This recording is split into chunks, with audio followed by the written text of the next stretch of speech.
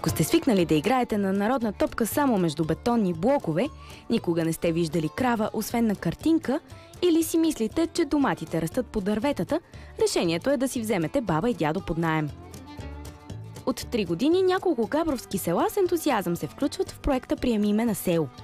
Зад идеята младежите разберат от първа ръка какво значи истински селски живот, стои студентката по право Вероника Йосифова.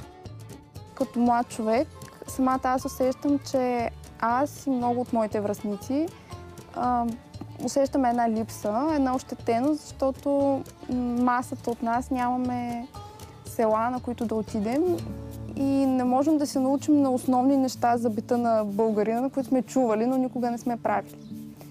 И реших, че всъщност възрастните хора могат да получат компания, могат да получат внимание, могат да получат помощ в делничната си работа. И същевременно моите хора се докоснат до това, което интуитивно усещаме, че ни липсва. Бабите и дядовците отварят широко вратите на дома си за своите внучета назаем в разгара на летните месеци, когато има най-много работа. Бабите и дядовците, които приемат внучета, участват изключително по своя инициатива и желание. За тях наистина е голямо удоволствие да споделят всичко, което могат, през истории за младените си, до това как всъщност, какъв е пътя на хляба, как растат зеленчуците и как ги превръщаме в храна. Това лято Димитринка от село Новаговци ще стане приемна баба за 3-та поредна година. Една от любимите й внучки назаем е Вероника, а нейната къща е сред първите, в които пристигат гостите от града. Най-вече наблягаме на това, което ние сме запомнили от бабите, на старите традиции, на старите занаяти. В къщи всяко семейство каквото помни, каквото знае. Обикновено в градината, земеделието, за животните. Един от дядовците учи децата как се плете кошница. Тя е абсолютно изработена само от природни материали. Това е повед. Берем на есен. И от него с едни пръчки се извиват тези пръчки и се прави кошницата. Миналата година ги учихме да плетат тирлици. Плетоха хамак, люлка, на която се люляха. Много се забавляваха младежите. Водихме ги в една къща, където имат кози хората, защото вече са много малко домакинствата с овце, с кози. Да ги запознаем все пак и с тези животни. Десетокласничката от Габрово Надежда обича често да навестява баба Цанка от село Стоевци, където прекарва едни от най-щастливите си летни дни през миналата година.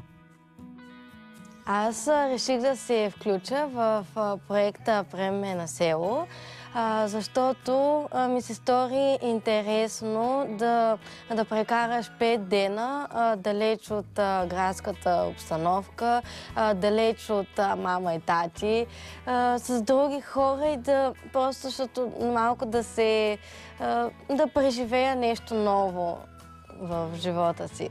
Тук децата се научиха не на айран, както ние в градовете употребяваме, а биени на матан в буталка, което, нали, е и по-вкусно, и по-приятно. Нали? Съответно на тях им хареса. Научиха се да пекат хляб в пещ, да прибират сено за животните, да доят коза, да гледаха пиленца в една ферма. Варихме картофи и имаше малко някоя друга бела направихме. Извадихме малко сапа на мотиката, но после ядохме вкусни картофи. Тези деца вече са наши внучета, защото проектът свърши на 5 септември, а живота с тези деца продължи вече цяла година, така че и в бъдеще със сигурност ще продължава. На празници винаги идват при нас, обаждат се, пишат във Фейсбук, нали, на всички. Екипа към общината, който се занимава с организирането активно, тази година е подготвило разширяване на идеята, като се планира и, например, "Приеми ме на село Джуниор", където всъщност вече ще се включат по-малки участници и малки деца, на които да им се показват неща. А бабите и дядовците с готовност чакат да предадат знанията и любовта си към природата и земята на следващите поколения.